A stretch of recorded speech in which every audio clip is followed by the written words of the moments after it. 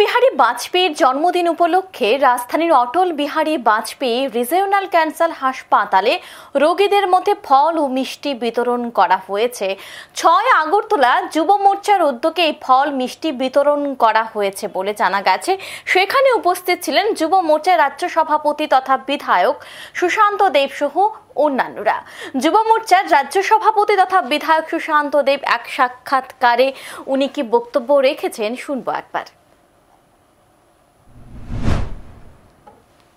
আমাদের ভারতবর্ষের প্রাক্তন প্রধানমন্ত্রী ভারতরত্ন আমাদের পার্টির প্রাণপুরুষ অটল বিহারী বাজপেয়ীর জন্মদিন। এই দিনটি আমরা বিভিন্নভাবে বিভিন্ন সামাজিক কর্মকাণ্ডের মাধ্যমে আমরা দলীয় তরফ থেকে পালন করে থাকি এবং সরকারের তরফ থেকে এই দিনটাকে সুশাসন দিবস হিসেবে পালন করা হয়। আজকে ভারতীয় জনতা যুব মোর্চার উদ্যোগে সারা রাজ্যব্যাপী আমরা একটা কার্যক্রম হাতে নিয়েছি। বিভিন্ন হাসপাতালে রোগীদের মধ্যে ফল মিষ্টি বিতরণ। আজকে আমরা এই আগরতলা স্থিত রিজিওনাল ক্যান্সার হসপিটালে আমাদের ৬ আগরতলা মণ্ডল যুব মোর্চার উদ্যোগে আমরা রোগীদের মধ্যে ফল মিষ্টি বিতরণ করব। তারই অঙ্গ হিসেবে ক্যান্সার হাসপাতালে রোগীদের মধ্যে ফল ও মিষ্টি বিতরণ করা হয়েছে। ফিরছে বিরতির পর, সঙ্গে থাকুন।